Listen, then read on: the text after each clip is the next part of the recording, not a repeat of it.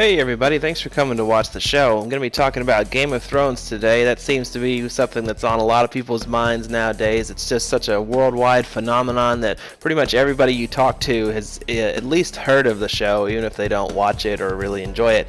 And I personally am a really big fan of it, and that led me to recently start reading the books. I'm not technically reading them, I'm listening to them on Audible, and they're read by Roy Detree, so I would really recommend checking those out if you have a chance. He does a really good job.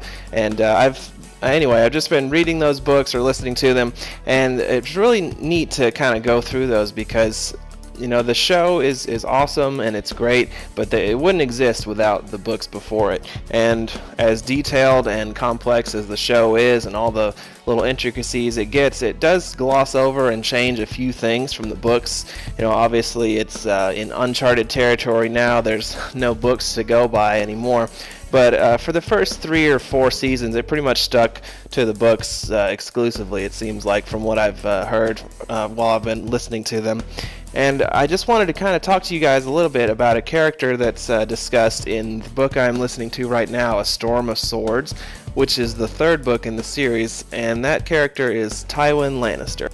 Now in the show, Tywin is pretty much just shown as a jerk for a jerk's sake. He's mean to pretty much everybody. He doesn't really have any compassion, and not a whole lot of that is changed in the book. You don't really get a whole lot of backstory on him, but I did find a little snippet of something that I thought was really interesting when I was reading the book, and it's in the section right before Tyrion is put on trial for the murder of Joffrey. And it's when his uncle is speaking to him and he's urging him to confess and saying that Tywin has said he can go to serve on the wall and live at Castle Black if he confesses and he won't be killed. And I just thought that this was really interesting, so I want to read this to you guys. And this is on page 906 in A Storm of Swords if you kind of want to check this out for yourself. But anyway, it goes like this. You are my brother's son. Well, you might remind him of that. Do you think he would allow you to take the Black if you were not his own blood and Joanna's? Tywin seems a hard man to you, I know, but he is no harder than he's had to be. Our own father was gentle and amiable, but so weak his bannermen mocked him in their cups. Some saw fit to defy him openly. Other lords borrowed our gold and never troubled to repay it.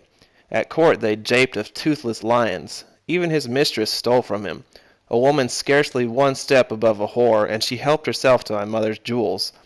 It fell to Tywin to restore House Lannister to its proper place, just as it fell to him to rule this realm.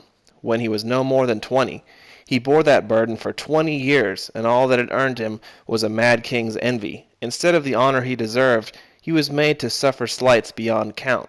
Yet he gave the 7 kingdoms peace, plenty, and justice. He is a just man. You would be wise to trust him. So that was Sir Kevin speaking to Tyrion in his cell, and I just thought that that was a really neat and kind of interesting little piece of history about Tywin, because you don't really get to know anything about him in the show. You just know that he's Tyrion and Jaime's dad, and he's just a jerk to everybody. But in the book, it really just kind of shovels up a little bit of history on him and shows us that he's only the way he is and stern because he just saw the example that his father had left, where people pretty much just walked all over him and his house because he didn't have what it took to stand up to them and actually lead in their house into a glorious state.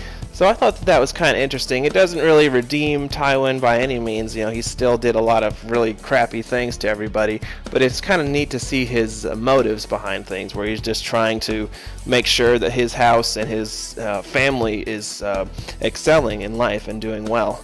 Game of Thrones has a real way of kind of winning you over and making you like people that you normally wouldn't like, or at first appearances you just think they're terrible, such as like the Hound or Jaime Lannister, and both of those people have really come out and shown some really inspiring tendencies in the later episodes of the show, and especially in the book you get a lot more insight into the characters, and in A Storm of Swords it actually tells things from Jaime's perspective really often, and you get kind of more insight onto his motives as well.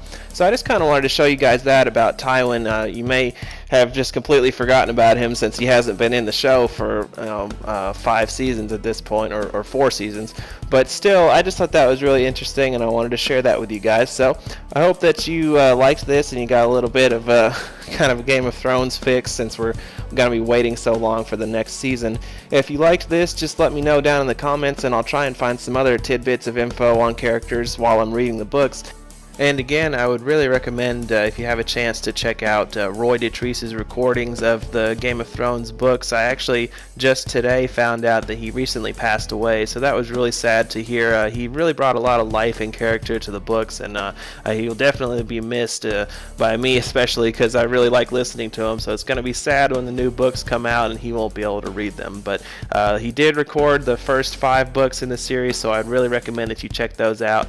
And if you have a chance, they're all on Audible, like I said, so you can get them on there or just wherever. And I'm not being paid to say that. That's just where I listen to them. So if you get a chance, check them out. Anyways, thanks for watching this video, and we'll see you next time.